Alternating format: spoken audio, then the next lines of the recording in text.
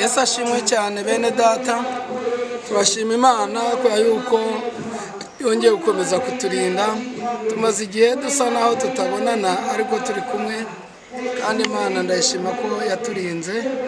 Gusa nkaba nishimye ko aka kanya tugiye gukomeza, kandi Imana izatugira neza. Kadusenge. Mwami Yesu, Imana ya Abrahamu na Isaka na Yakobo, twagushimiye ko uri mwiza kandi ukiranuka.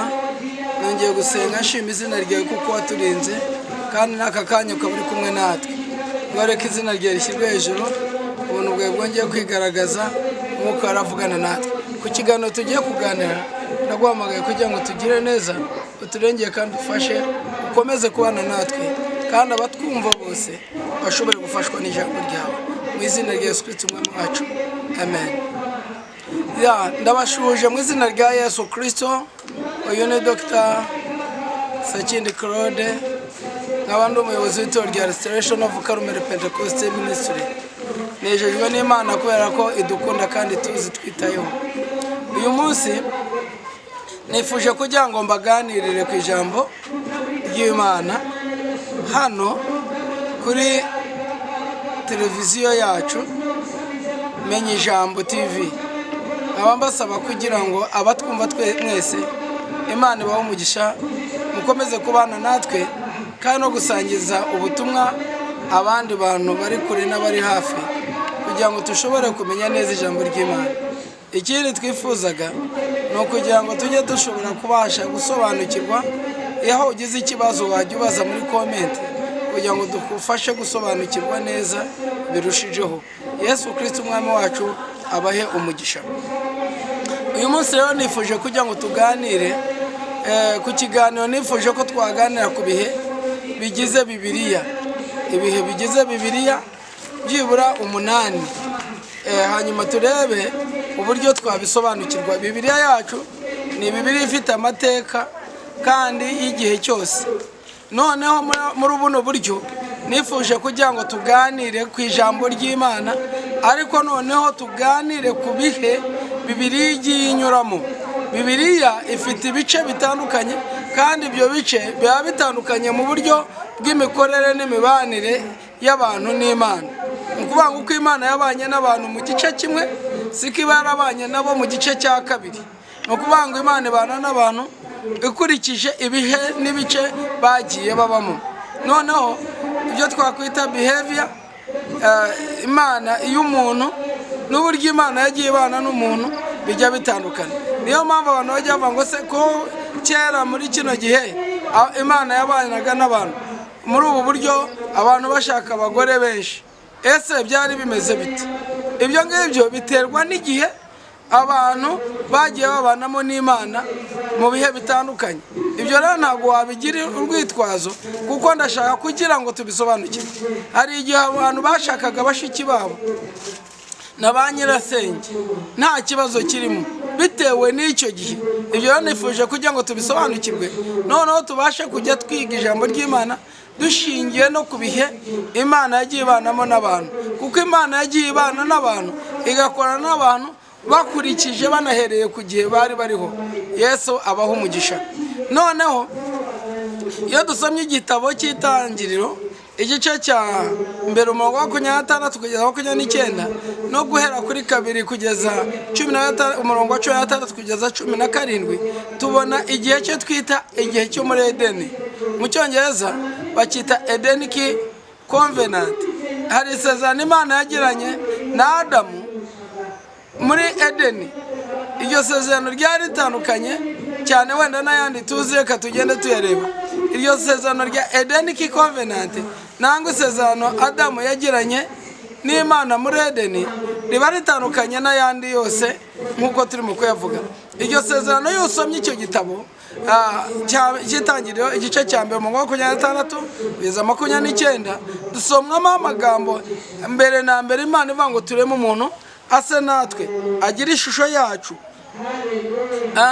Nakwifuza ko umusomyi yanamfasha gusoma muba turi kumwe, kugira ngo nshobore kubasobanurira neza. Itangiriro ibice cya mbere umurongo wa 26 tuhageza 29, turebe ayo magambo kugira ngo tumenye neza iby'Imana yavuganye na Adamu. Wagezeyo? Itangiriro igice cya mbere umurongo 26. Yego. Umurongo 29. Yego, reka dusome. Haranditse ngo Imana iravuga iti, yes, tureme umuntu agira ishusho yacu ase natwe. Batware amafi yo mu nyanja n'inyoni n'ibisiga byo mu kirere n'amatungo n'isi yose n'ibikururuka hasi byose. 27.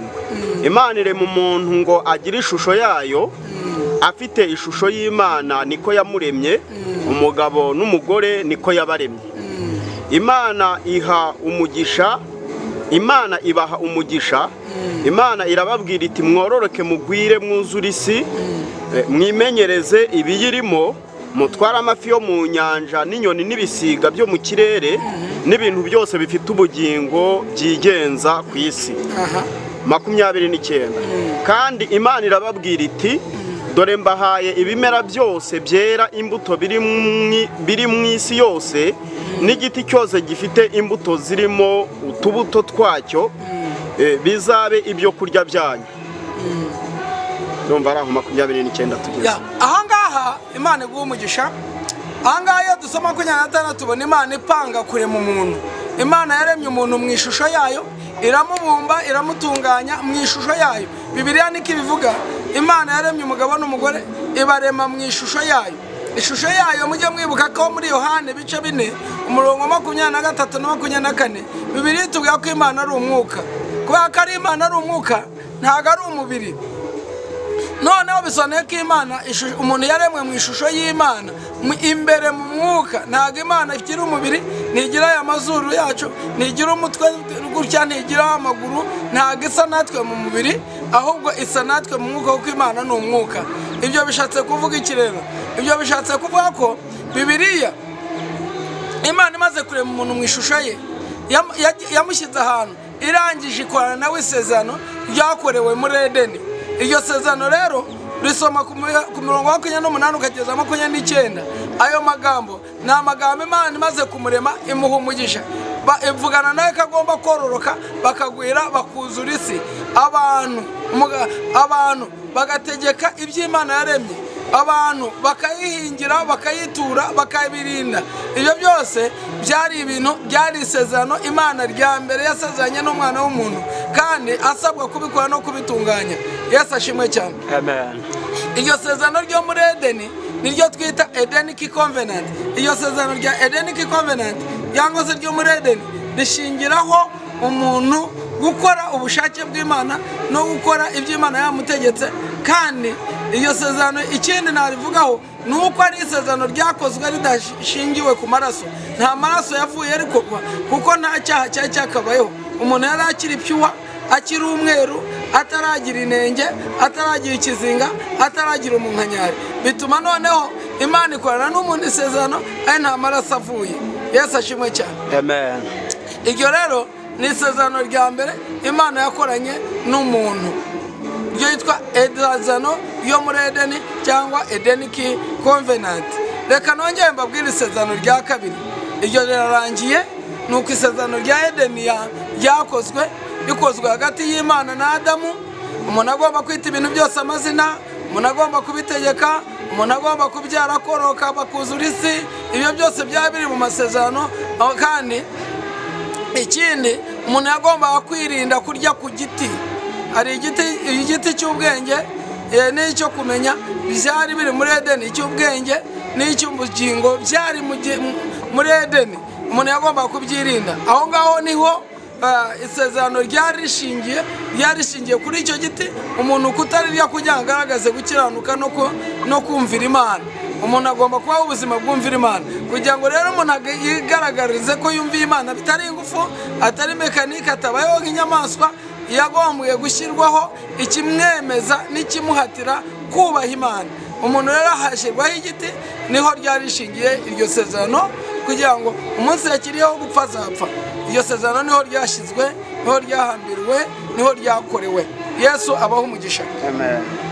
Noneho hari isezerano rya kabiri Imana yakoranye na Adamu, noneho ryakorewe hanze ya Edeni, cyangwa se ryakorewe muri Edeni, ariko nyuma yo kurikora ntabwo Adamu yagize amahirwe yo kuguma muri Edeni, ahubwo yavuye muri Edeni.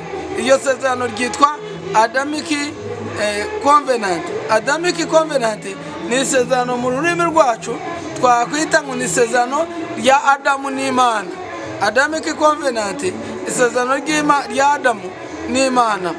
Umusomyi yadusomera itangira ibice bitatu umurongo wa 15.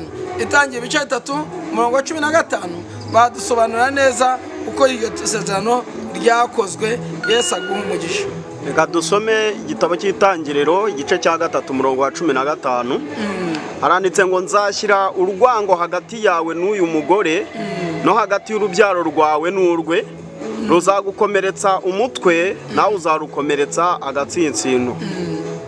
16. Wenda naho ngaho gusa. Reka tugarukira. Ahubwo soma simbuka usome umurongo wa 21.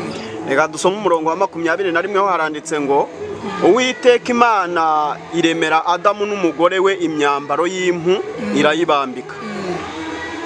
Yesu ashimwe cyane. Amen.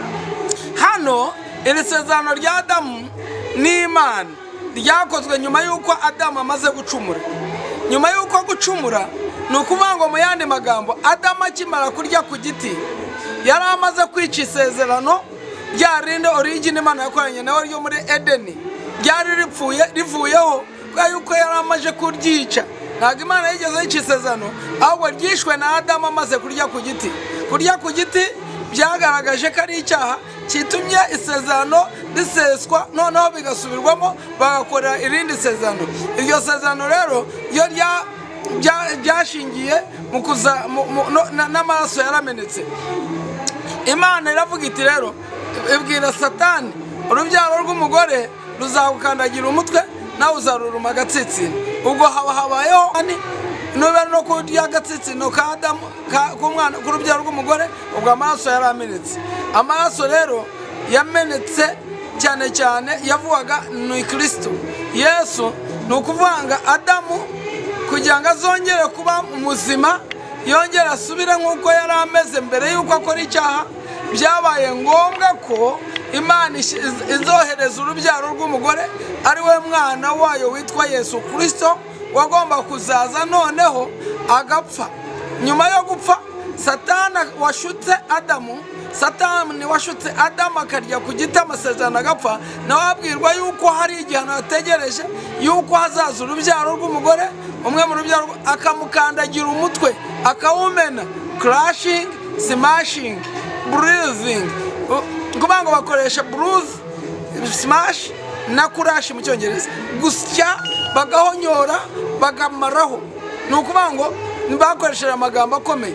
Yesu rero aje nicyo yakoze. Imana yafite umugambi kugira ngo isezerano Satani wagize uruhare kugira ngo isezerano ripfe azakorwe n'isoni igihe Yesu azaza, kuko yagombaga kuza agasubiza Adamu muri Edeni. Icyo nicyo Yesu yakoze amaze kuza, amaze gupfa ku musaraba. Agiye gupfa ku musaraba, hari ijambo yavuze muri Yohana 16:33, aba ngo mu isi mufite ibyago n'amakuba, ariko mwihangane kuko nanesheje isi. Kunesha isi ni Satani wari waraneshejwe mu izina rya Yesu Kristo.